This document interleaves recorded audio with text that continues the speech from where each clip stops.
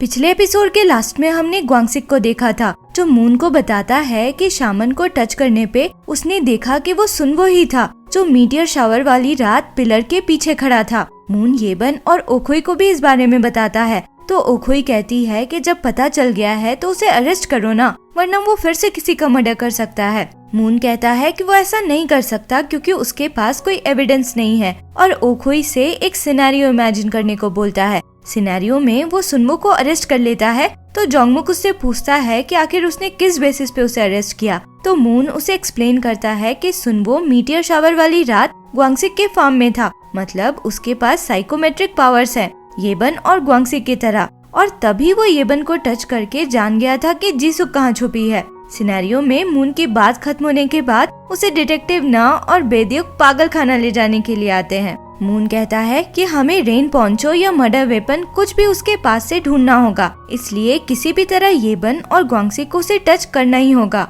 उस समय हम येबन को नोटिस करते हैं जो बहुत शांत थी। एक्चुअली असेंबली मैन के मेमोरीज में अपनी मॉम को देखकर वो काफी परेशान थी। नेक्स्ट सीन में हम सुनवो को देखते हैं जो शामन के बेटे के साथ था। ओखुई वहाँ आकर कहती है कि शामन अपने बेटे को बुला रहा है, पर सुनवो जब उसे लेकर शामन के बूथ पे जाता है तो शामन कहता है कि मैं तो नहीं बुला रहा था। तो ओखुई कुछ बहाना कर देती है, कहती है कि तुम्हें देखकर ऐसा लग रहा था कि तुम उसे मिस कर रहे हो, इसलिए मैं उसे बुला लाई। उसके बाद ओखुई शामन और उसके बेटे को फोटोज लेने भेज देती है, कहती है कि तब तक सुनवो तुम्हारा बूथ देख लेगा। सुनवो जब वहाँ अकेला था तो मून वहाँ आता है, खुद एक चेयर पे बैठ के सुनवो को बूथ वाले चेयर पे बैठने का इशारा करता है ताकि येबन उसे टच कर सके, और कहता है कि मुझे कुछ बात करनी है, पर सुनवो बैठने से मना कर देता है ये बोलकर कि मुझे नहीं लगता कि उतनी देर मैं तुमसे बात करूंगा कि मुझे बैठना पड़े। मून फिर से कहता है कि मुझे एक बात समझ नहीं आती कि हैंकॉक यूनिवर्सिटी से ग्रेजुएट होने के बाद तुम यहाँ आकर एक कन्वीनियंस स्टोर में पार्ट टाइम जॉब क्यों कर रहे हो? इस जगह से तो तुम्हारा कोई कनेक्शन भी नहीं है। सुनवो एकदम सीरियसली कहता है क्योंकि मैं लोगों का मर्डर करना चाहता था। फिर कहता है तुम यही सुनना चाहते थे ना, आखिर तुम मुझ पे इतना शक क्यों कर रहे हो? मैंने तो कुछ किया भी नहीं है। मून कहता है क्योंकि मैं एक डिटेक्टिव हूँ, कभी कभी डिटेक्टिव्स को एविडेंस से ज्यादा अपनी गट फीलिंग पे भरोसा करना होता है। फिर हम देखते हैं कि मून और बाकी लोग अब इवेंट से पुलिस स्टेशन आ चुके थे। ग्वांगसिक कहता है कि मैं कोशिश करूंगा कि अचानक से कभी सुनवो को टच कर लूं। मून उसको मना करता है, कहता है कि अगर सुनवो सच में किलर है तो तुम और येबन खतरे में आ सकते हो।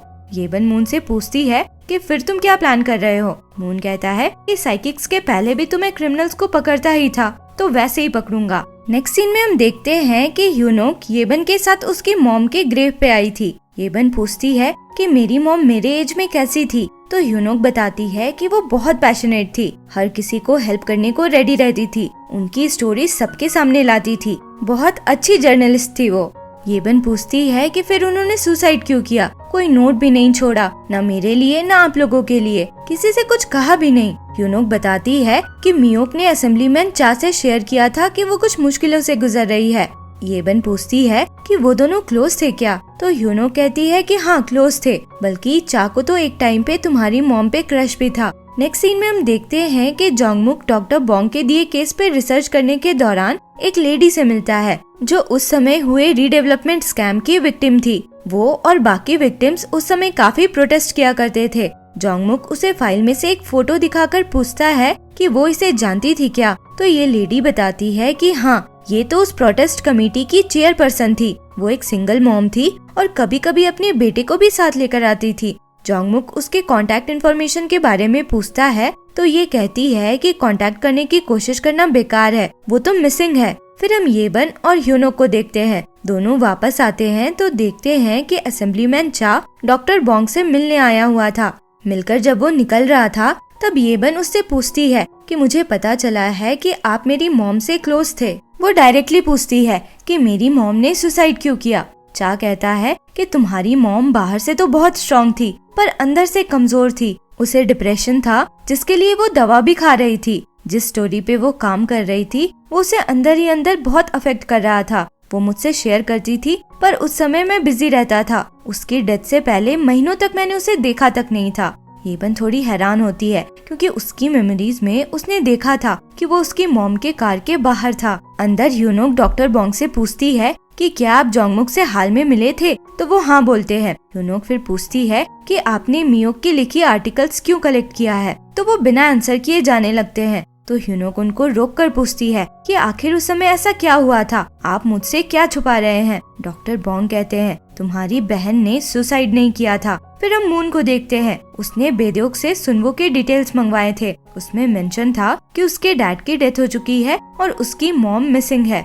मून फिर अपनी छत से सुनवो को कहीं जाता देखता है, तो वो शामन के घर पहुंचता है जहां वो रहता था और जाकर उसके रूम में एविडेंस ढूंढने लगता है। उसे एविडेंस तो कुछ नहीं मिलता, पर एक फोटो मिलती है जो सुनवो के बचपन की थी। तभी किसी के आने की आवाज से मून दरवाजे के पीछे छुप जाता है। शामन वहां आकर कुछ ढूंढ रहा था। मून धीरे से निकलने लगता है, पर शामन उसको देख लेता है। मून फिर शामन से पूछता है कि सुनवो के नहीं रहने पे तुम उसके रूम क्यों गए थे। तो शामन कहता है कि वो अपने टेस्ट पेपर के आंसर चेंज करने गया था। एक्चुअली सुनवो शामन को इंग्लिश पढ़ाता था और उसके टेस्ट भी लेता था। आंसर्स गलत होने पे वो डांटता था, इसलिए वो आंसर सुधारने गया था। फिर वो मून से पूछता है कि तुम्हें उसके किलर होने पे शक है ना। मून पूछता है कि तुम्हें कैसे पता। तो शामन कहता है कि एक डिटेक्टिव किसी के घर में छुपकर क्यों घुसेगा, चोरी तो नहीं करना होगा उसे। दूसरी तरफ हम ग्वांगसिक को देखते हैं। सुनवो को कहीं जाता देख वो उसको फॉलो करता है और उसके वर्कशॉप तक पहुंच जाता है। वहां से वो मून को मैसेज करता है, तो मून उसको तुरंत वहां से निकलने को बोलता है। ग्वांगसिक देखता है कि सुनवो अंदर सो गया था, तो वो मून को मैसेज करता है कि हमारे पास अच्छा चांस है। मून रिप्लाई करता है कि ये बहुत डेंजरस है, तुरंत वहाँ से निकलो, और खुद भी शामन के यहाँ से निकल जाता है। पर ग्वांगसिक मून की बात ना सुनकर अंदर घुसता है और धीरे धीरे सुनवो की तरफ बढ़ता है। सुनवो सोया हुआ ही था, तो ग्वांगसिक धीरे से उसके पैर को छूने आगे बढ़ता है, पर उसके छूने से पहले ही सुनवो जाग जाता है। सुनवो की आंखें खुली देख ग्वांगसिक चौंक के पीछे हटता है और लकड़ी रखी हुई अलमारी उसके ऊपर गिरती है। नेक्स्ट सीन में हम मून को देखते हैं जो भागता हुआ हॉस्पिटल पहुंचता है और ग्वांगसिक को ढूंढने लगता है। वो देखता है कि एक आदमी की पूरे बॉडी में पट्टी लगी हुई थी। वो जोर जोर से रोने लग जाता है, ये बोलकर कि मैंने तो बोला था कि अकेले मत जाओ। तभी ग्वांगसिक उसके पीछे से आकर कंधे पे हाथ रखता है। मून किसी और को ग्वांगसिक समझ बैठा था। ग्वांगसिक बताता है कि कुछ समय तक उसके हाथ में बैंडेजेस लगा कर रखना होगा। मून पूछता है कि आखिर हुआ क्या था। सुनवो भी वहीं पे था, तो ग्वांगसिक एक्सप्लेन करता है कि वो सुनवो से मिलने गया था, तो वो सोया हुआ था। वो उसके पास उसको उठाने गया तो उसकी खुली आंखें देखकर वो चौंक के गिर गया। मून को अब भी सुनवो पे शक हो रहा था, तो ग्वांगसिक बताता है कि सुनवो ने तो पूरा अलमीरा गिरने से रोक लिया, वरना ज्यादा चोट लगती, और वो ही उसे हॉस्पिटल लेकर आया। अगले सीन में हम ह्यूनोक को देखते हैं। वो जोंगमुक से मिलने आई थी और उसे बताती है कि उसके डैड को लगता है कि मियोक ने सुसाइड नहीं किया है। जोंगमुक कहता है कि अगर हम फाइल में जो इन्फॉर्मेशन है उसे फॉलो करेंगे तो हमें मियोक के मरने का रीजन पता चलेगा। ये पता चलेगा कि वो किससे मिली थी, उसे क्या पता चला और आखिर उसकी डेथ क्यों हुई। जोंगमुक म्यूनो को एक जगह लेकर जाता है जो एक खाली जमीन थी और कंस्ट्रक्शन शुरू ही हुआ था। इस जगह की फोटो फाइल में भी लगी हुई थी। जोंगमुक बताता है कि रीडेवलपमेंट के टाइम पे ये प्रॉपर्टी सबसे ज्यादा महंगी थी। असेंबलीमैन यून ने इसे रीडेवलपमेंट की बात शुरू होने के पहले सस्ते में खरीदा था। फिर जब इस शहर के टूरिस्ट जोन बनने की रूमर्स फैलने लगी तो यून ने बहुत ज्यादा दाम में इस जमीन को बेचा और उस टाइम से ही मियोक ने रीडेवलपमेंट पे आर्टिकल्स लिखने शुरू किए थे। यूनोक कहती है कि उसे याद है मियोक ने उस टाइम उससे कहा था कि डैड को कोई भी जमीन खरीदने ना दे। जोंगमुक कहता है कि उस समय बस तुम्हारी बहन ही थी जो विक्टिम्स के फेवर में आर्टिकल्स लिख रही थी। दोनों फिर जाकर विक्टिम्स की लिस्ट निकालते हैं। ये वही लोग थे जिन्होंने उस समय जमीन खरीदी थी। जोंगमुक कहता है कि रीडेवलपमेंट कैंसिल होने की वजह से वो लोग तो जमीन बेच नहीं पाए होंगे, पर वो लोग ये देखकर हैरान होते हैं कि सारे जमीन अब असेंबलीमैन चा के नाम पे था। दूसरी तरफ हम डॉक्टर बॉन्ग को देखते हैं। वो मियोक के ग्रेव पे फ्लावर्स रखने जाते हैं तो वहाँ चा के भी फ्लावर्स थे, तो वो उन फ्लावर्स को फेंक देते हैं। तभी चा वहाँ आता है और उन्हें ऐसा करता देख लेता है। चा को देखकर डॉक्टर बॉन्ग कहते हैं कि अरे वो फ्लावर्स तुमने रखे थे क्या? मेरी आंखें कमजोर होने की वजह से मुझे तुम्हारा नाम सही से नहीं दिखा। चा कहता है कि आपको अपनी आंखों का ध्यान रखना चाहिए, शायद उसी वजह से आपने मेरे ऑफिस से डोनर लिस्ट ले लिया था और फिर अगले दिन ये बन के हाथों भेजा था। कहा मैं बेकार में सोच रहा था कि आपका कोई दूसरा मोटिव है। ये जानकर कि चा को सब पता है, डॉक्टर बॉन्ग कुछ बोल नहीं पा रहे थे। फिर कहते हैं कि चलो अच्छा हुआ कि ये मिसअंडरस्टैंडिंग क्लियर हुई।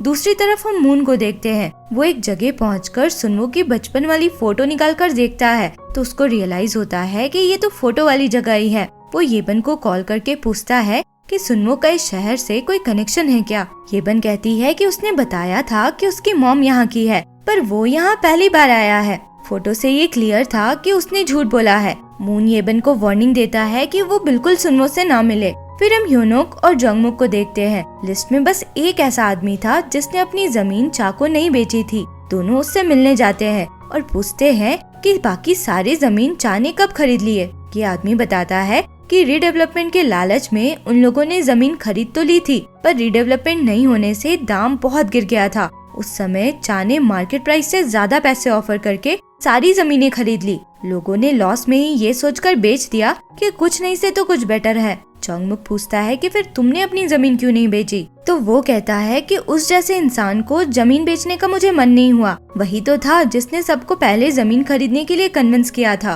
ह्योनोक फिर उसे मियोक की फोटो दिखाती है तो वो उसको पहचान लेता है और बताता है कि ये उसकी कमेटी की चेयरपर्सन से बहुत क्लोज थी। जंगमुक चेयरपर्सन के बारे में पूछता है तो ये आदमी बताता है कि र्यूमर्स थे कि वो कंपनसेशन के बहुत से पैसे लेकर सॉल भाग गई है।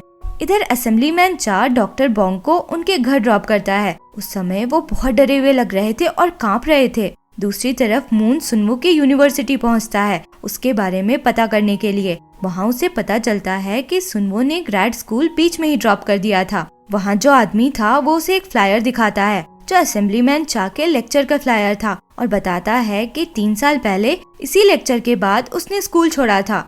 मून उस लेक्चर की रिकॉर्डिंग देखता है तो उसमें चा रीडेवलपमेंट की ही बात कर रहा था कि यंग लोगों को अपने छोटे से शहर में अट्रैक्ट करने के लिए वो एम्प्लॉयमेंट के साथ साथ एंटरटेनमेंट की भी व्यवस्था करेगा। रेस्टोरेंट, शॉपिंग मॉल्स, बार सब बनवाएगा। उस लेक्चर में सुनवो भी था जो बीच में ही अचानक से उठ के बाहर निकल गया था। दूसरी तरफ ह्योनोक और जंगमुक सॉल के उस एड्रेस पे पहुंचते हैं जहां वो चेयरपर्सन युनसुक रहा करती थी। वहाँ एक दूसरी औरत निकलती है जो युनसुक के बारे में बताती है कि हाँ 10 साल पहले वो यहाँ अपने बेटे के साथ रहने आई थी और बहुत गरीबी में रहती थी। जंगमुक कहता है कि मैंने तो सुना था कि उसे कंपनसेशन में बहुत पैसे मिले हैं, तो ये औरत बताती है कि नहीं, उसके पास तो खाने को भी पैसे नहीं होते थे। वो ये भी बताती है कि एक दिन युनसुक अपने बेटे को छोड़कर गई ये बोलकर कि कुछ दिनों में वापस आ जाएगी, पर आई ही नहीं। इस लेडी ने उसके बेटे को 1 साल अपने पास रखा और फिर एक चिल्ड्रंस होम भेज दिया। लास्ट सीन में हम देखते हैं कि असेंबलीमैन चा रात को अपने ऑफिस पहुंचता है तो कोई उसे फॉलो कर रहा था। येबन भी किसी रीजन से वहां गई थी। वो देखती है कि रेन पोंचो वाला किलर उसे मारने वाला था और वो किलर और कोई नहीं बल्कि शामन था। और इसी के साथ ये एपिसोड यहाँ खत्म होता है। आगे क्या हुआ इसके लिए मिलते हैं अगले वीडियो में। अगर एक्सप्लेनेशन पसंद आया हो तो लाइक, शेयर एंड सब्सक्राइब करें। Thank you for watching.